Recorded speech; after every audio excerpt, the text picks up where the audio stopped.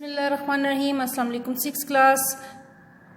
امید کرتی ہوں آپ خیریت سے ہوں گے۔ اللہ تعالی ہم سب کو اپنے حفظ و امان میں رکھے۔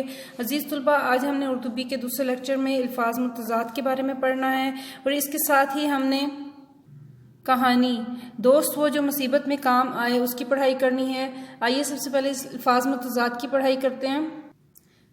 آپ کی کتاب سے صفحہ نمبر 62 اسے آپ کھول لیں، اس پہ الفاظ متضاد لکھے ہیں۔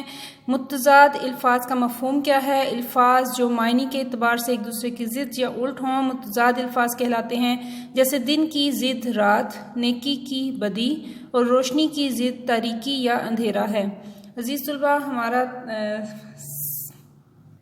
ہمارے جنوری کے سلیبس میں جو الفاظ متضاد شامل کیے ہیں ان میں شامل ہیں امانت، خیانت۔ آپ نے میرے ساتھ ساتھ اس کی پڑھائی کرنی ہے۔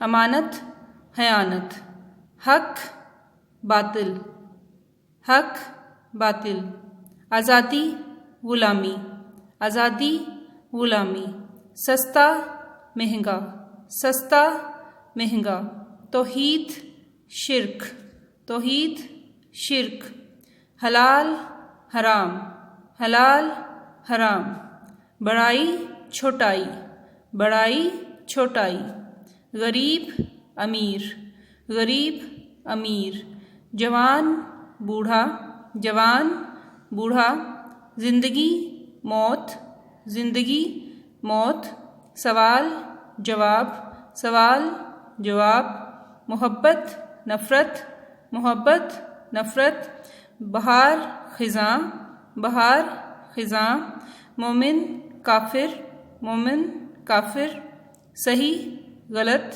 صحیح، غلط۔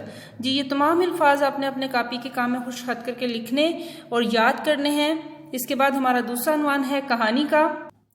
عزیز طلباء، اپنی کتاب کا صفحہ نمبر 113 آپ کھول لیں، اس پہ ہماری کہانی موجود ہے۔ کہانی ہے دو دوستوں کے بارے میں، اور اس کا عنوان ہے دوست وہ جو مصیبت میں کام آئے۔ آئیے کہانی کی پڑھائی شروع کرتے ہیں، آپ میرے ساتھ ساتھ اس کی پڑھائی کریں۔ ایک دفعہ کا ذکر ہے کہ کسی گاؤں میں دو دوست رہتے تھے۔ انہوں نے کام کی تلاش میں شہر جانے کا ارادہ کیا۔ دونوں نے سامان باندھا اور سفر پر روانہ ہو گئے۔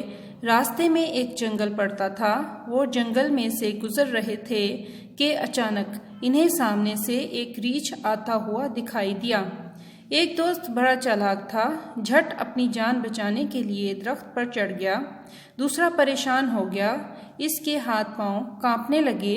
اچانک اسے یاد آیا کہ ریچھ مردہ چیز کو نہیں کھاتا۔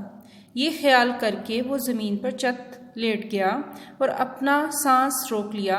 ریچھ چلتا ہوا اس کے پاس آیا اور سونگھ کر آگے چلا گیا۔ دوسرا دوست بہت حیران ہوا۔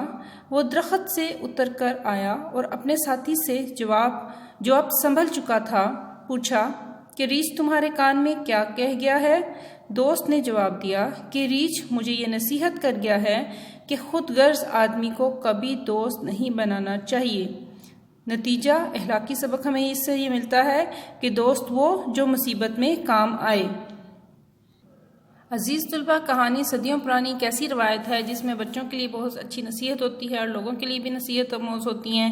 یہ کہانی کے واقعات خاص ترتیب سے لکھے جاتے ہیں اور ان میں ایک اخلاقی سبق موجود ہوتا ہے۔ آپ نے آج کی کہانی اچھی طرح سے 5 بار اس کی دہرائی کرنی ہے اور اس کو یاد کر کے زبانی کاپی پہ لکھنے کی مشق کرنی ہے۔ اپنا بہت خیال رکھیے گا۔ اللہ حافظ۔